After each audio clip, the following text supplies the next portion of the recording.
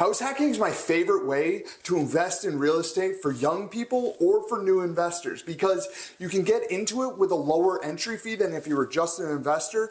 And I like to say you're kind of taking baby steps as becoming a landlord. So your first question might be, well, what is house hacking? And house hacking is super simple. It simply means that you make money from your primary residence. Now there's a ton of ways of doing this. You could rent out a spot in your driveway, you could rent out a spot in your garage, you could rent out a bedroom, maybe just storage space if you have a big barn. But the main one I want to focus on today is renting out other units.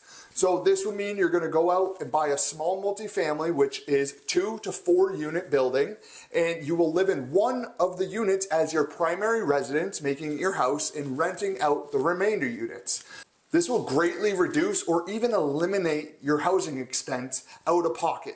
For a little proof, back in 2019, I bought my first property and I was able to live in the upstairs unit for over 3 years while paying only a few $100. And actually by the time I left that property, I wasn't paying anything because rental rates have went up so much that the renter I had in there was covering my whole mortgage. And this property that I've been in for about 1.5 years, I'm only paying about $300 a month towards the mortgage because again, I have a tenant downstairs helping with the mortgage. So that sounds pretty sweet, right? Like just think for a second. Try to imagine living in a house that you own, but yet you don't have to pay any mortgage payments. You just have a tenant who pays it for you. Imagine how sweet that would be, how much less stress you would have trying to make up these either rent payments or mortgage payments and actually having to pay for living costs. It can become a lot of stress. So having this is one thing I've noticed, the stress goes down a ton. So now you're probably asking yourself, well, how do I find something like that? What should I be looking for?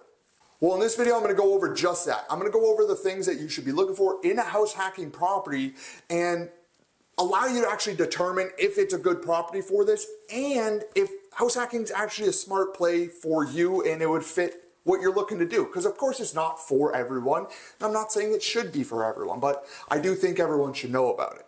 So we're going to be going over 5 different things to keep in mind to help you determine if it's a good house hack opportunity. And those are going to be the building, the income it produces, the location, the utilities, and the tenant. So let's dive into that right now. So let's start off with a building. This one is pretty simple. You don't want to be building something that needs extensive amounts of work or is on the edge of falling down and just in horrible condition. Now, the reason being is because, again, you're going to be using this and purchasing it as your primary residence. So it has to be livable and it actually has to pass your lender's standard so that they will actually give you a mortgage and lend to you on it. So you want to be looking for a house that is in good shape, of course, but it also has a respectable layout. And when you're going out to look for these properties, keep in mind that you're not necessarily looking for potential things in a property that you'd really want in a dream house. You're looking at stuff that would make sense for a good rental property. So like me, I try to avoid studios and 1-bedrooms because they just don't perform as well in my market as opposed to a 2 or 3 bedroom.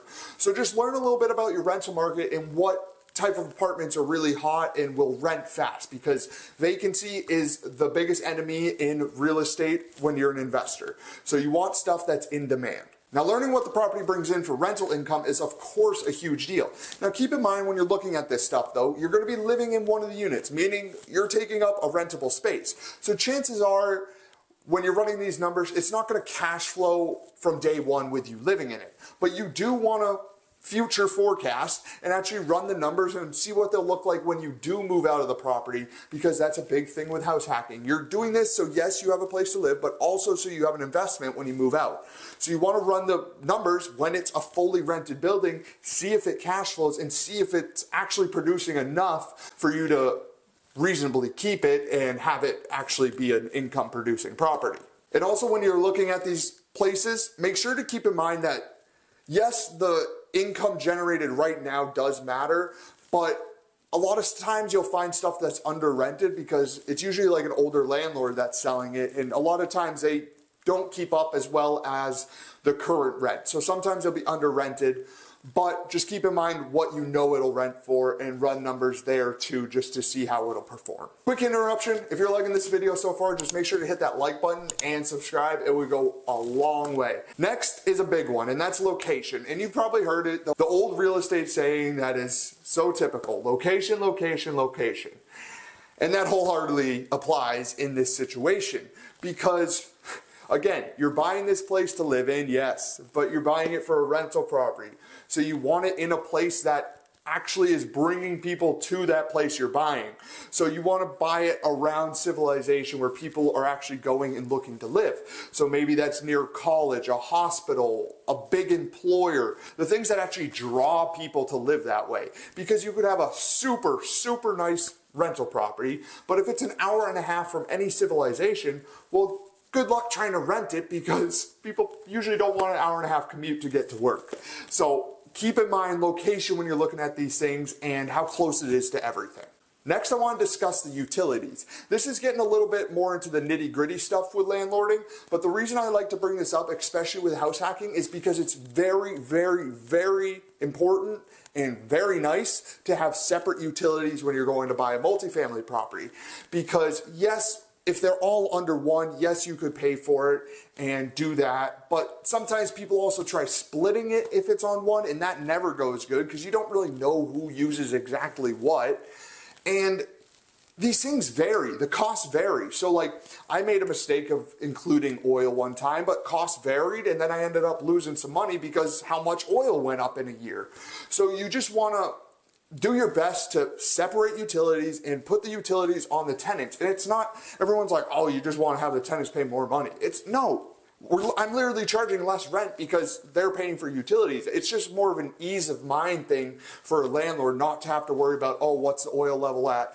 Oh, what's the electric bill going to be this month? All that stuff. So if you can find it with separate utilities, that is a game changer just because it makes this stuff so much more simple. All right, and the last thing I want to talk about that makes a good house hacking situation is, of course, tenants. The people who are going to pay you money to live in your place that you're renting. And the big reason I want to bring this up is because when you're going to buy a property, well, chances are, unless it's a vacant property, people are usually living in that property. So you want to know if you're going to be inheriting tenants, which just means when you buy the property, of course, one unit has to be empty for you to live in, but the other ones, if you inherit them, it just means that, well, now you're their landlord when you buy the property and they're still in it and they're going to start paying you rent, of course, instead of the old landlord. But I see a couple problems with this that I'll go over. And the biggest thing is when you do that, you don't know who your tenants are because you didn't screen them to place them in there. You didn't do any of that stuff. You're just kind of getting these people that pay every month, but you have no clue who they are, what their jobs are, how much income they make. You just don't know. So that's one big reason I don't necessarily like doing it, because I really think it's good, especially when you're starting on landlording, to actually place a tenant yourself, come up with your own standards of what you're looking for in a tenant, write up your own leases so that everything's actually through you and ran on your systems instead of them being like, oh, well, the old landlord used to do this, or the old landlord used to let me do this for cheaper. That's kind of the problem with that. Now, with that being said, both properties I've bought have had inherited tenants, and one is still downstairs and she is absolutely great. But it's just more the safe that you don't know who they are, and when you're buying it to house hack, you're going to be living on the property, so it's kind of nice to know who you have as a tenant. At least that's what I think. I don't know what you guys think. I like to at least screen them, see who they are. So this should give you a great outline of things to look out for and how to determine an actual good house hacking opportunity. Because of course there's opportunities everywhere, but you don't want to buy something that you're going to move out of and then it actually has a negative cash flow and you have to keep putting money into that. No, we don't want that. And the thing is, so many people, especially younger people, want a dream house by 25 years old. But I'm 25 years old right now, and I've owned property since 2019. And do I have a dream living situation? Absolutely not. But what I do have for the past 5 years is not really paying anything for living expenses. I don't really look at a few $100 a month as that much. So that's the great benefit. And you're the owner of the house while paying down your loan and the property's appreciating. So like, that just seems like a W to me. So I will catch you guys next week. If you like the video, just make sure to hit that like and subscribe button, and I'll catch you guys.